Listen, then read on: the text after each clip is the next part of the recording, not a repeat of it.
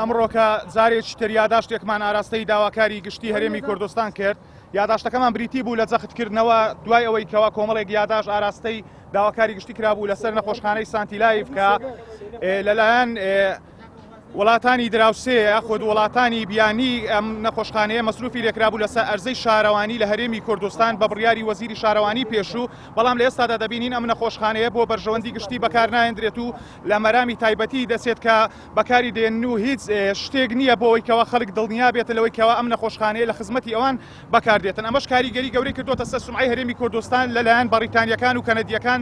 ئەوان ئاماژە بەوە دەکەن بەڕوون و ئاشکرایی کە شتێک بۆ هەرێمی کوردستان دەکەن وەک دیاریەک بۆ گشتی بەکاربێ، بەڵام دواتر دەبینین لە پێناو بنەماڵەیەک یاخود کەسێک کە بەکاردێتن. ئێمە ئەم یاداشتەی کە ڕادستی داواکاری گشتیمان کرد جەختکردنەوە بوو لەسەر ئەوەی کەوە ئەم مافە گشتیە بگەڕێتەوە بۆ تەواوی خەڵکی هەرێمی کوردستان لە کاتێکدا نەخۆشخانەی سانتی لایف کە بە پارەی شیرینینەوە دروست کراوە، هەروەها ئەرزەی شارەوانیە مافی گشتیە تەواوی خەڵکی هەرێمی کوردستانە دەبینین بۆ مەرامی شەخسی بەکاردێتن. بۆیە داواکاری گشتی یاداشتەکەیان لێوەگرتین و بەڵێنیان پێداینکەوە بە دوواداچوون بکاتن. ئێمەش پێمان ڕاگەیاندن ئەم یاداشتە لە پێشوشدا ئێمە ڕادستی بەڕێستانمان کردو، هەروەها جیهەت و لایەنی کەش ئەم یاداشتیان بە ئێوە داوە.